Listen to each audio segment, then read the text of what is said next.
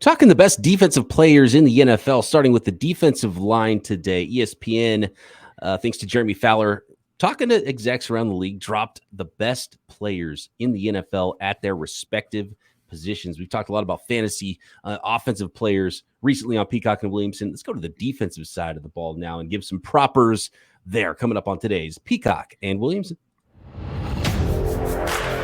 You're listening to the Peacock and Williamson NFL Show, your daily podcast on the National Football League, powered by the Locked On Podcast Network. Your team every day.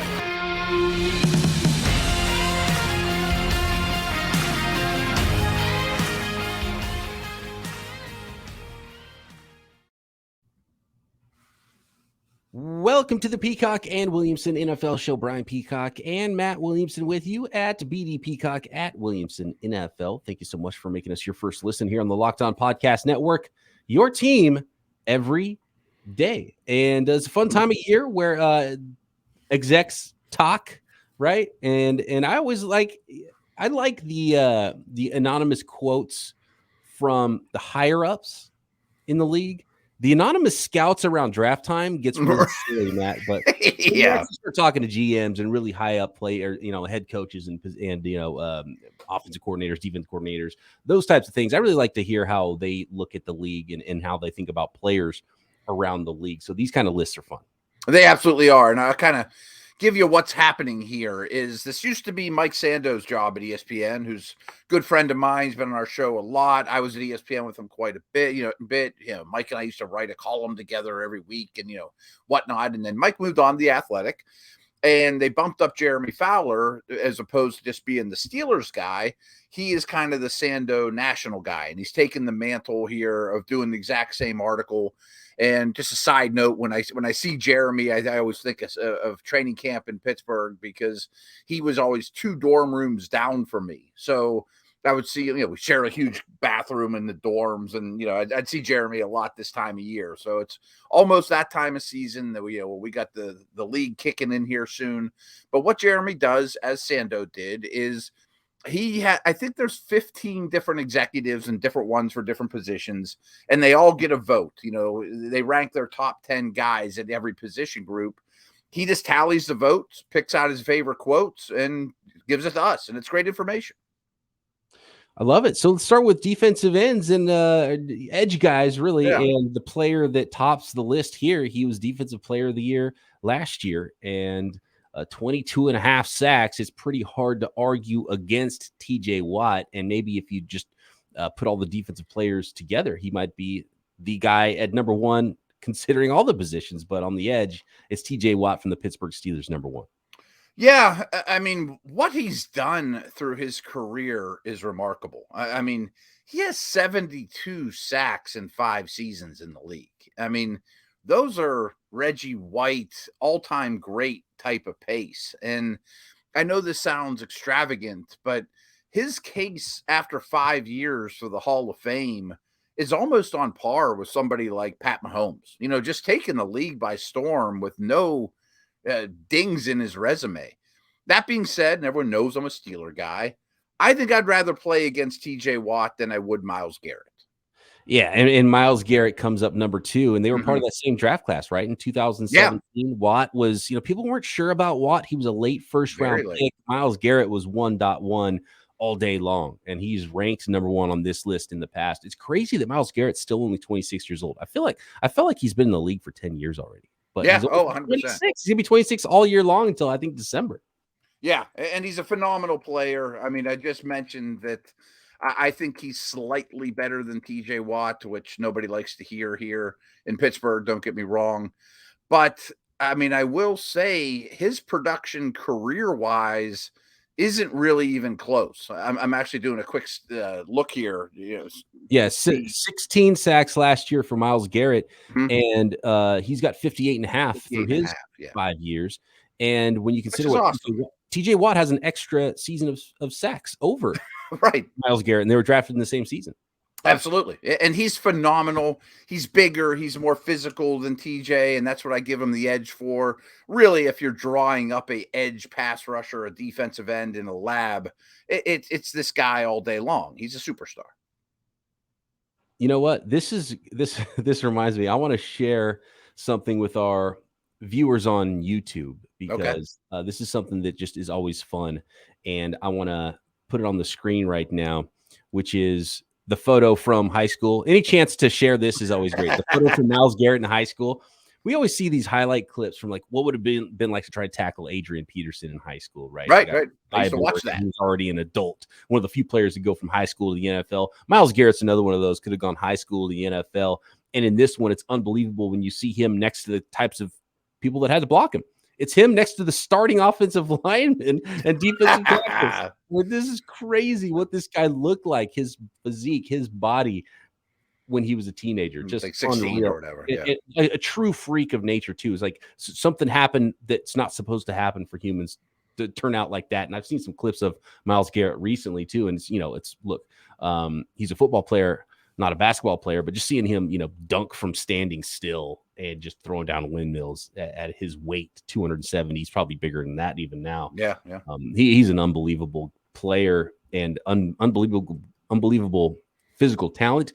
And there might even be more there. In fact, I think there is a lot more there. He might have one of his 20 sack seasons coming up soon. Yeah. Oh, yeah. I mean, I don't know. I would say Watt's been in a little bit better situation, but I think Watt also is a little more refined with his pass rush moves and stringing them together.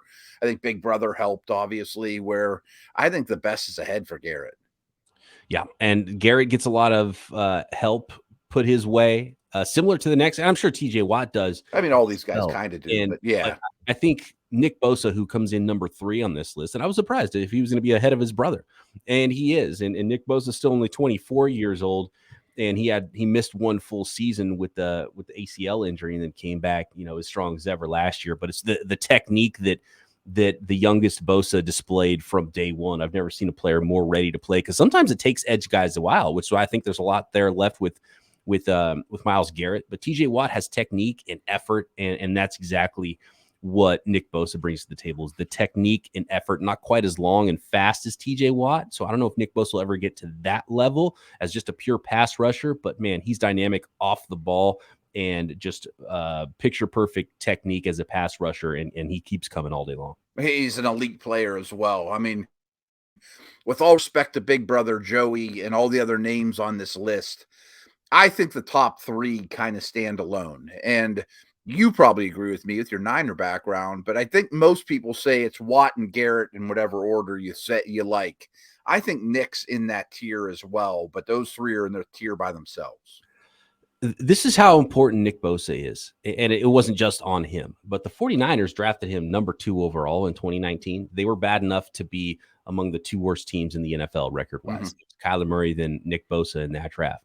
The 49ers then went from the second worst team in the NFL to the Super Bowl and lost to the Chiefs Super Bowl because of how good their pass rush became, because it was not on the back of that pass rush. And they also, and Jimmy Garoppolo had his first full healthy season with the 49ers because he was there for half the year in 2017, missed all of 2018, then 2019, his first full season. So, you kind of had an opportunity to build things, but that roster was still just kind of getting going. It was year 3 of a complete tear down rebuild, and putting that pass rush in there. D Ford, they brought in from free agency as well. They actually give up a pick and sign him to a deal. That's how important the pass rush was. Getting Ford and Bosa all of a sudden ignited the whole thing. And you saw, wow, okay, this thing just really came together instantly. That's what a pass rush can do. And we're talking about playoff caliber teams with these players that have these awesome edge rushers, right? 100%. And it's better than anyone. Your Niners are not afraid to put resources there. I mean, Kinlaw might not have worked out, or who knows, or not only are they not afraid, they can't wait to spend resources there. Exactly. They put everything One there. more. Their top draft pick into it this year, Yep. So they're going to keep putting it in there. They understand where their bread's buttered, Yeah, and it's funny because you've got an offensive-minded head coach in Kyle Shanahan, and you have a guy who played safety in the NFL, and they both agree, we want defensive linemen. It makes everybody's job easy. Yep. I'm the same way. If I was building a team, I would get greedy and give me one extra pass rusher than I need. And then coming in number 4 is Big Brother, Joey Bosa. And I would say just the difference between the two is that, and Joey's bigger, but Nick Bosa holds up against the run just fine. He's got a little bit more juice. And so I think he's got a little more juice. Nick Bosa is the better player and will be the better player than Joey Bosa. But Joey Bosa is really good too and has all that technique as well. Love Bosa. Yeah, I mentioned I would have those top 3 in their own tier. Bosa would be alone at 4 too. Any of these other guys, I don't think have a case for 4. So his spot to me is as set as the top 3, at least right now. I mean, Chase Young could get in this mix or guys like that. But if I were to rank them right now, but I don't know that Bosa can ever get to 1. Joey. Yeah, I don't think Joey Bosa would ever get to 1. He lacks that little bit of burst that some of the other guys have at the very top. And the rest of this list on the edge players, some up-and-comers, maybe some guys on the way down in their career will get from 5. And I agree with you. That's 1 through 4 pretty easily. And I think 1 through 3 especially, and almost like Joey Bosa's in his own tier above the other guys. But maybe, it's a little bit closer. But the top 3 is the top 3. And really even just how freaky Garrett and Watt are. They're 1 and 2, and they might not get knocked off for a while because you can't fake that kind of freakiness. We'll get through the rest of the top 10 there from the ESPN list. Really, it's not an ESPN list. It is a league executives list, which adds to the value of a list like this. And then we'll talk defensive tackles as well coming up. And we'll let the folks out there know about Dave. Hindsight is 2020, and you can't change the past, but you can get help from future you. I mean, how many problems could you save in your life if you had an opportunity to talk to future you earlier on in your life, right? But now you can get a little help from your future self. Maybe you'd ask to borrow a little cash. Now you can with Dave. Dave is the banking app that can help you get $500 instantly with extra cash. That's more money to fill your tank, more money to catch up on bills, more money to buy a gift, whatever it is that you need that extra cash for. You can find it with Dave and extra cash. You can finally tackle all those expenses that have been stressing you out. No interest and no credit check needed. Millions of people have already downloaded the Dave app to get the financial relief they need with extra cash. So if you're in a pinch, need some extra help, download Dave and think of it as a helping hand from future you. Download the Dave app from the App Store right now. That's DAVE, Dave. Sign up for an extra cash account and get up to $500 instantly. For terms and conditions, go to dave.com/legal. Instant transfer fees apply. Banking provided by Evolve, member FDIC. Future you will thank you. All right, thanks again for making Peacock and Williamson your first listen every day. Make sure you are subscribed up to the Locked On NFL channel to get Peacock and Williamson on YouTube, as well as the Locked On NFL show and tons of other great content. One particular event that I'm going to talk about in just a little bit. Let's get back to these edge players, Matt. And number 5 on the list is a guy who goes a little under the radar, mostly because he wasn't, a first round pick and, doesn't have a famous last name or anything like that. Right. But Max Crosby has become a real dude in the NFL coming off the edge. Big time. And has come on like gangbusters since coming in the league. Really good athletic tester. Sometimes he gets lumped in with try-hard guy, but he does have a lot of athletic ability. A couple weeks ago, we did that show about blitz rate for sacks and pressures and whatnot. And if you remember, the Raiders were by far the least blitz-happy team in the league, but they weren't that bad in the sack department. It's mostly because of this guy. And they tried to draft that edge player in the top, what was pick 4, right? Farrell, yeah. In the same draft. Same draft. And they ended up going with the 4th rounder that made good as an edge guy in Max Crosby. So, he's quickly become among the upper echelon of edge rushers.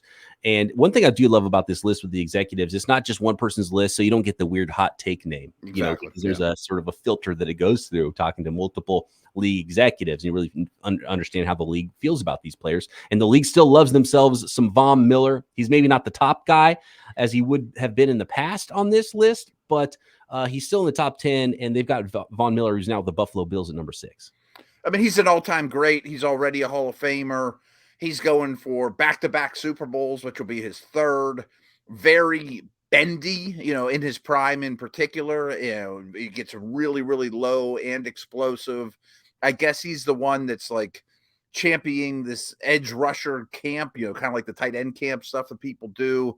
So he's kind of looked like as a big brother figure amongst the edge rushers. And that's why he's went to Buffalo, is to tutor Rousseau and Basham and all those guys. And he still gets it done at a high level. I was wondering how well Von Miller would age, because his trump card was just his speed, because he wasn't the biggest guy. and technique and everything and flexibility. It's like, okay, you get a little older, you lose a step, you lose some of that flexibility going around the corner, running under the table, which was his calling card earlier on in his career. How good is he still going to be? But he's still really darn good. He may not be as explosive as he was, but still really good. And maybe on the back end, as is the next guy coming in at number 7, Chandler Jones on the back end, had 10.5 sacks last year. And that's pretty darn good if one of your down years is 10.5 sacks still. Oh, absolutely.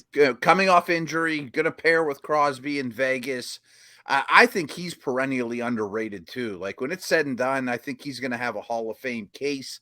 And I'm sure Belichick looks back at him and was like, should I really have traded him 5 years ago or so and just wrote it out with this guy? Because he was great with the Patriots. He was great with the Cardinals. I think he's still going to be great with the Raiders.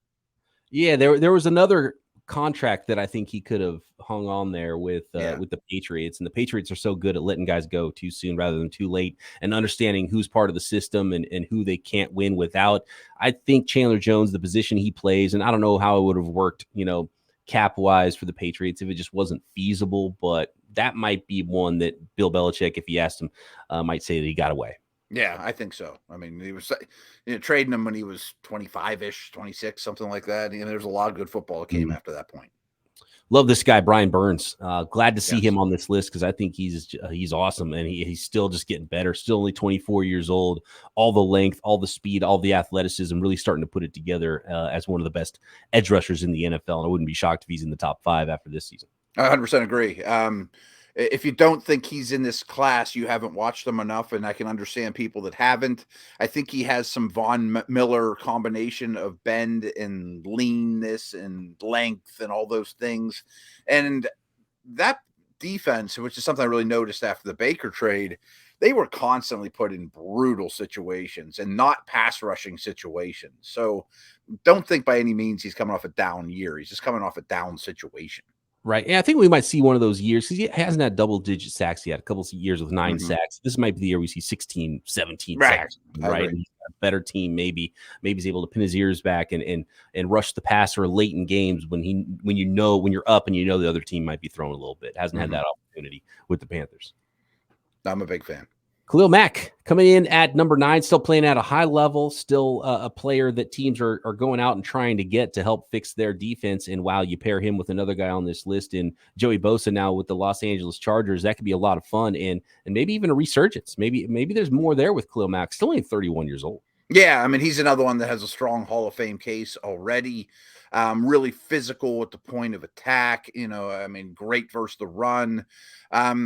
I'm curious. I think he's really at a crossroads because he has had some injuries lately. People are going to look at him as Robin instead of Batman now with the Chargers. And we'll see. I still have very high hopes for him, much like Chandler Jones. But I will say, and I just read this here because I was looking for the number 2, he only has 76.5 career sacks over 8 years, which is wonderful. Don't get me wrong. But I thought the number would be higher than that. 8 really strong years, but he's not even averaging 10 sacks a year. Right. Yeah. And since he's been traded to Chicago, those numbers have just dwindled. 8.5 sacks, 9 sacks, and then obviously last year, 6 sacks in 7 games. So you extrapolate that out, it'd still be a pretty darn good season. But, some injuries, and you worry that maybe injuries start taking their toll on him. But I have a feeling he's going to be a monster, and you can't double team him now. Right. And they're playing with leads and, right. I mean, the Bears didn't have those situations. And another vet here coming up on the list, the league really likes themselves some Cam Jordan. I was a little bit surprised about this one, but it's not all about sack production either. This guy is a complete defensive end. He's been doing it at a high level for a really long time. Another perennial underrated player in the NFL. Yeah, do it all, dude. Leader, tough, aligns all over the line of scrimmage. If he was on whatever team you guys like the most, you'd probably have a Cam Jordan jersey. He's going to go down as an all-time great Saint, still in his prime. I mean, I don't know if he's still in his prime, but still playing very, very well. I don't have much more to add. I just think he's phenomenal. Yeah, and it's not just about pass rushing as well. You got to stop the run, and Jordan did have the highest run-stop win rate on this list, according to ESPN. So, okay. A couple other names. I mean, Chase Young, are we putting too much on him? Super athlete, drafted high. Are we expecting everyone to be Myles Garrett that is like that? Are we expecting too much from Chase Young? Coming off a torn ACL. it'll shock me if he's not in the top 10 next year and maybe even the top 4. Uh-huh. But I also think there was a little bit of a book on him where you see this sometimes with young, super talented edge rushers that they can just out athlete their opponent, certainly in college. And then people get a book on him and realize, hey, if I push him past the pocket a little bit, he doesn't come back on an inside track on me as much as he should. So assuming he does the work, he should be right back in there. But he wasn't playing great before his injury last year. No, he was a little disappointing, but yeah, and that's why I said earlier, it takes some time. It's rare that someone like Nick Bosa just comes out and is ready to go as an edge player, because you got to adjust to the adjustments. And these offensive tackles are freaks of nature, trees for arms, and you don't see a lot of that every week in college football, even in a big time program. And they're smart. They know this kid can't hit the curveball. You know, I mean, you get a scouting report on these edge rushers pretty quick in the league. You can't be one-dimensional. And if you're going to have speed, you got to bring speed to power. You got to bring counters to that as well. And Chase Young has all the ingredients, and we'll see if he puts it together. Yeah, I think he will. I mean, we saw him really dominate as a rookie. Good chance with his skill set and some of the older names on this list. Gotta believe he's going to get in that top 10 this year. A couple other honorable mentions here: Trey Hendrickson, Donnell Hunter, Shaquille Barrett, and DeMarcus Lawrence. Yep. And another guy receiving votes I just want to throw out there that I very much think is on the rise is Rashawn Gary in Green Bay. I mean, he was the top recruit in the country. At Michigan, he didn't have high sack numbers, but boy, he turned the corner, and he's one of the few that could be in the top 5 next year. I'm that high on him. And similar to Brian Burns, being on a better team that can pin your ears back for Josh Allen, who also got votes here from league executives. Josh Allen from the Jacksonville Jaguars. And Rashawn Gary really came into his own last year. Scary, young, talented edge rushers in the NFL. Yeah, that's the next generation. Let's talk defensive tackles. I wonder who's going to be number 1 on this list. Aaron Donald comes in at number 1. Is there anything else to say about this guy except for he was number 1 last year? He's never been lower than number 1 since they've been doing this list. So he's 1.1 forever and always as interior defensive lineman. And at this point, it's just like, you hope he just doesn't retire. Absolutely. I mean, he's been a joy to watch. Hail to Pitt. Love that. One thing about this article that I find interesting is they say highest ranking, lowest ranking. Like somebody ranked Aaron Rodgers as like the 8th best quarterback. Okay, there's one oddball in the bunch. That's why they take a lot of votes, obviously. But this guy got unanimous ones. Good. I mean, I'm glad. It makes me feel better about the voters. Yeah, exactly. I love this quote, too, from a scout from a team that is his opponent. This is from an NFC scout. Says, I just try to appreciate his greatness, but I don't have to play him as a guard. I love that quote. There you go. When you're the opponent and you're watching it, how awesome the guys you're playing against are. That's pretty great. Okay, next we'll come back and finish the rest of the list of the interior defensive line guys, and I think it does get more interesting from number 2 through 10. I do want to let everybody know about the latest event coming on the Locked On Podcast Network. Which NFL stars move the betting line the most? Starting July 18th, Locked On gives you the 50 most valuable players in the NFL from the odds makers at BetOnline. Available July 18th on the Locked On NFL channel on YouTube or wherever you get your podcasts. I think we'll see a lot of quarterbacks and a lot of these names coming up on that list of non-quarterbacks. Some of these defensive linemen, difference makers around the league on that top 50 line moving list. Number 2, according to league executives, an interesting one. Last year he was at number 6. Comes in at number 2 this year. Tennessee Titans defensive tackle Jeffrey Simmons. I was really excited to see this because it just affirmed what I thought about the guy, that I don't know that everyone out there puts him in the same tier of best defensive tackle not named Aaron Donald. The Cam Haywards, DeForest Buckners, Chris Jones, whatever flavor of that ice cream you like. Simmons is right there with all those guys. And if we're drafting, including Donald, who do I get from this point to the end of their career? He's my first pick overall. He's only 24. I love that the Titans kind of have gone back to the well and tried to find that player who dropped for some reason, and maybe they get some excess value after that. And it looks like such a phenomenal draft, although they traded A.J. Brown already from that 2019 class, though. But to start with Jeffrey Simmons and A.J. Brown, that's pretty fantastic. But they haven't hit yet. They had Isaiah Wilson in 2020, and there was red flags there with him. And then Christian Fulton, I think, had some injuries as well, right, in the second round. Mm-hmm. And those guys haven't really hit big for them. Then they came back with Caleb Farley in the first round, who had a really bad injury, but it's dynamic athlete at cornerback, and he still hasn't gotten his legs under him in his NFL career. He's only played 3 games so far in his first two seasons now. No. Was that 21? No, it was only his rookie season. So he was only a rookie last year and didn't play hardly at all as a rookie. Yeah. No, and we'll see if that one works out. Maybe they did it again with Caleb Farley, but really going back to the same, like, look, let's find the biggest, height, weight, speed monster. Right. Should have been a top 5 pick, right. Reason. And in a lot of ways, Treylon Burks, with some postseason workouts and some questions with him, he was thought of as wide receiver 1. He fell a little bit, and they ended up drafting him after they traded for the pick from AJ Brown. Yeah, and I assume they knew the asthma thing with Burks, and I'm sure everybody did. I hope they did, because I hope so, right. If they didn't and the guy shows up and can't finish the practice, that's a little bit scary, a little bit worrisome there. He maybe should have fallen past 18 if that's the case. It's also the things that we don't get to see. And sometimes a player falls, like, why? This guy's too good. Why is he falling? It's like, oh, he's got asthma. Not going to be able to have a career. It's like, oh, that sucks. That's important, yeah.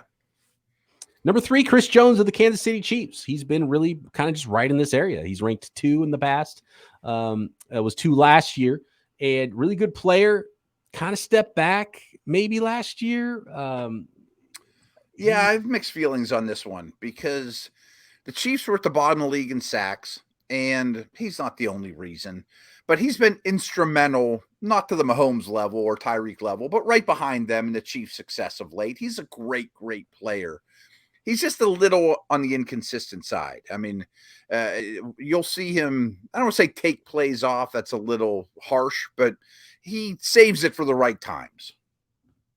Yeah, I can see that. He really good at batting the ball down. Saw in the Super Bowl in 2019. He had 15.5 sacks in 2018. Mm-hmm. So there's been some dominant years. But, yeah, you almost feel like you want more, because there could be potentially more there with him. And he's missed games in every season, too. I would actually put the next 2 guys ahead of him, because I think they're more consistent and do more of the dirty work, even though it might not quite show up in the stat sheet.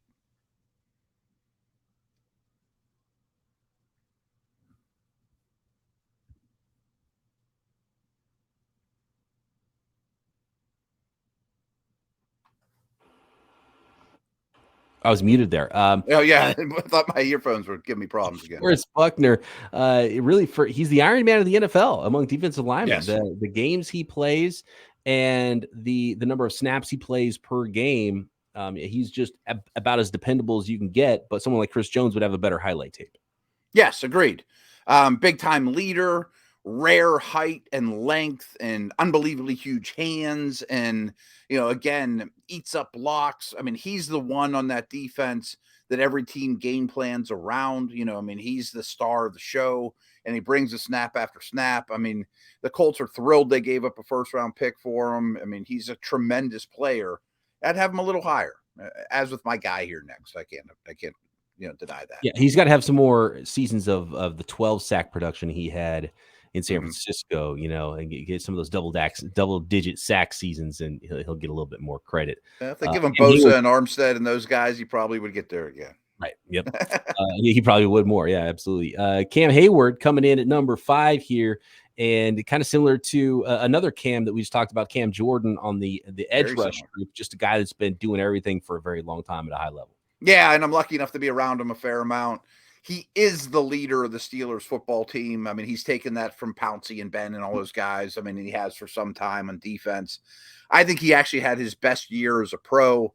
No Tuitt, no Alu. I mean, they played him at nose sometimes. There wasn't a snap, basically. He wasn't double teamed, and just played way too many snaps and still was highly productive. So I'm a big fan. Yeah, I mean, I think he's a tremendous football player. I could make the case for him to be 2. And I had to look up the stats, because I didn't realize it until I saw the quote from a scouting director in the NFL who said, "Look at his numbers and watch him. There's no decline at all." And you look at his numbers, he's 33 years old, still going. He's still the same dude. 10 sacks last year. I think he's better than ever, which is unbelievable. That is pretty unbelievable. Yeah. Number 6, Kenny Clark of the Green Bay Packers.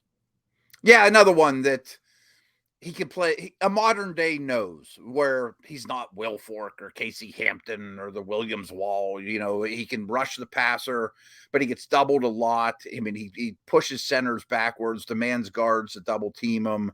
His teammates greatly respect what he does, and he still produces. He's a little under the radar as well. I don't think he gets the credit he deserves. And the next guy, Vida Veya, is a nose tackle that is a modern day nose tackle because of how athletic and disruptive he is. But he's an old school nose tackle too, because he's 350 pounds. He's massive. I mean, he's like a Nada or one of those type of dudes. And I think the Eagles are hoping Jordan Davis turns into Vida Veya. The problem is, and this is why I wouldn't have him much higher than this or any higher than this. Where's the number right here? He only played 581 snaps, where a lot of these guys are logging 1,000, because in 3rd and long, he does come off the field. Yeah.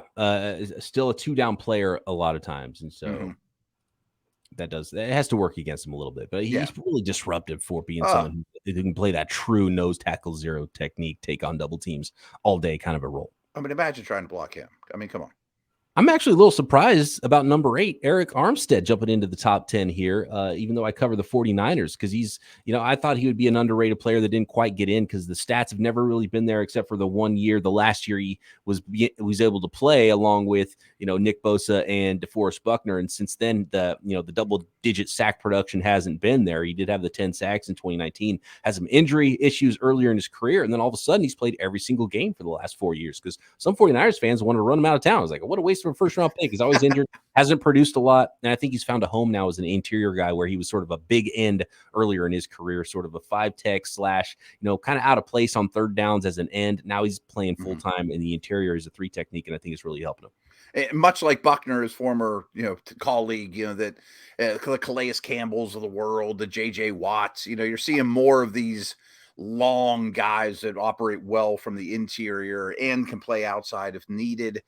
I'm not busting on your guy at all. He'd be in my top 10, but I think the top 7 are pretty clear in whatever order you want. And then there's a little gap for whoever you want to put 8.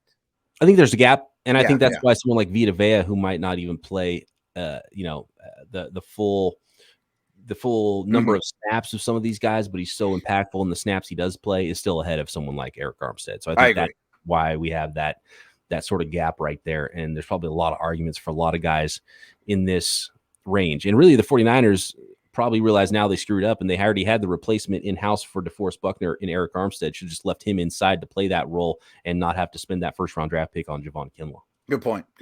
But they want a lot of them, just like I do, Yeah, exactly. They're like, well, if we're going to screw up, we're going to screw up because we're drafting too many defensive linemen. The first pick they made. Too many talented defensive linemen. What a terrible problem. Yeah, the first thing they drafted in 2017 was a bust of a defensive lineman. And they're like, well, we're going to keep going back to that well. Do it again. Grady Jarrett, Atlanta Falcons, coming in at number 9. He's kind of a tough one for me because he's perennially been underrated. The Falcons had less sacks than TJ Watt. I mean, they were the worst pass rushing team we've seen in a long time, but he gets doubled all the time. He's a very good run stuffer, even though he's kind of a Geno Atkins, smaller bodied guy. But I do think he's starting to drop a little. Some similarities, maybe even in career arc, with Grady Jarrett and the next guy on the list, Jonathan Allen from the Washington Commanders. It's a really solid player, good against the run, can give you a little juice as a pass rusher, as an interior guy, and comes every down. Yeah, I mean, one of these Bama 1st-round picks that's maybe not a household name, keeps getting better and better, was clearly Washington's best defensive player last year, including Chase Young and Payne and those other defensive linemen. I would just love to see that defensive front led by Young and Allen all clicking together at the same time. I mean, what a nightmare that would be.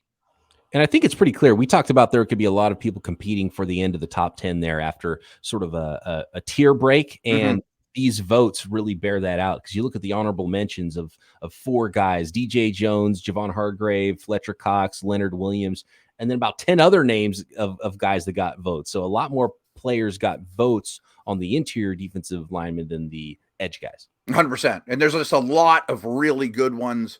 I say this all the time, and I think this is a good reflection that the D lineman's talent gap, not necessarily skill gap, but talent gap, over the offensive linemen in the league right now is vast. I mean, like Christian Wilkins is a very, very good player, and he didn't really even sniff the top 10.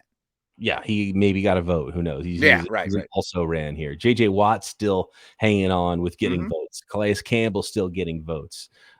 Fletcher Cox, Leonard Williams. A lot of these guys have been getting votes on lists like this for a very long time. 100%. And then there's some names that people don't realize, the DJ Jones, maybe DJ Reader, certainly David Onyemata. I'm not sure all of our listeners know what teams every one of those guys plays for, and they're great players, Yeah, David Onyemata, definitely an up-and-comer, a name that's not a household name.